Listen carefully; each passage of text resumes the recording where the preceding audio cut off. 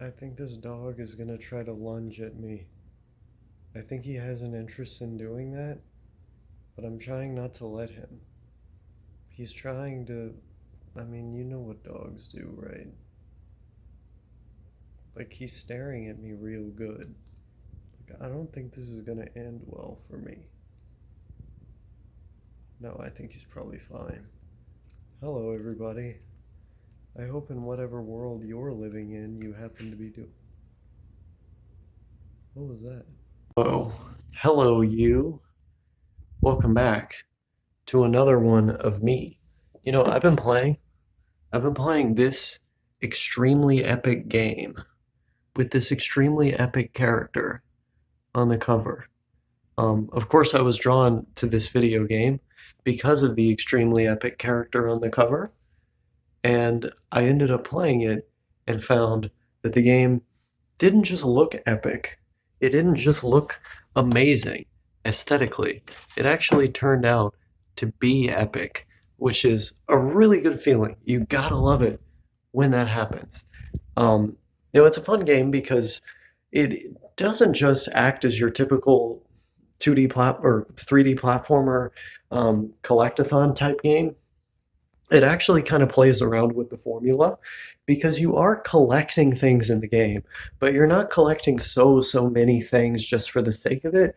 You collect a certain amount of power-ups that create a chain, and they have to match one another in order to create a kind of power-up to slow down time, to pause time, to give you another life, to recreate a structure which may have been destroyed in the past.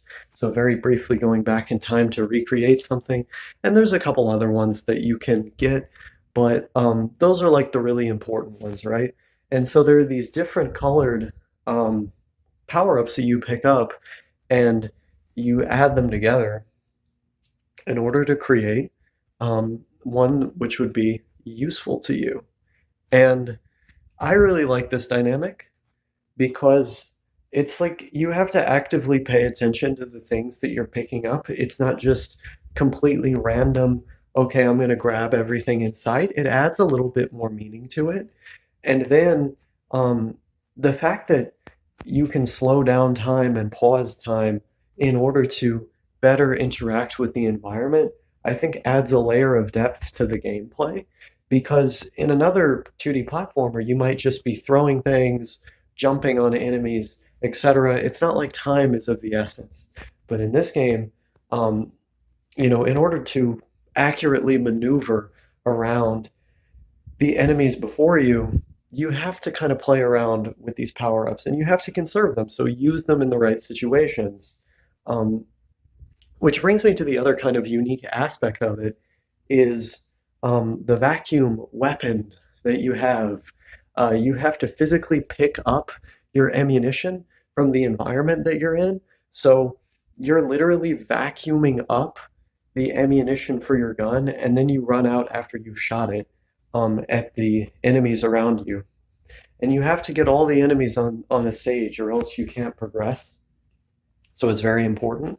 Um, but there's something kind of physically satisfying about sitting there and holding the button until you vacuumed up an object that is like in your path and then physically shooting it at the guy that is causing trouble for you. And of course, the enemies have a variety of movement patterns and different color stripes and issues of their own, which I won't get into, but there's a nice amount of variety there and it creates a very fun experience. I love the music in the game.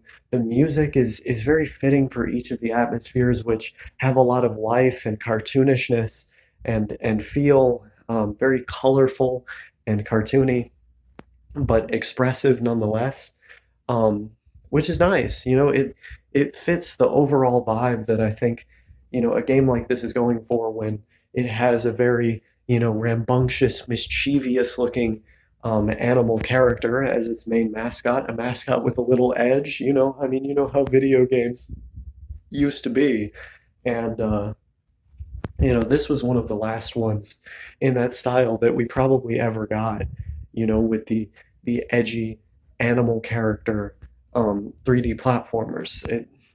After the Xbox, I feel like that type of game just generally did not come out very much, and Blank's The Time Sweeper ended up being one of the very last new franchises that we ever got in a once powerful and dominant genre.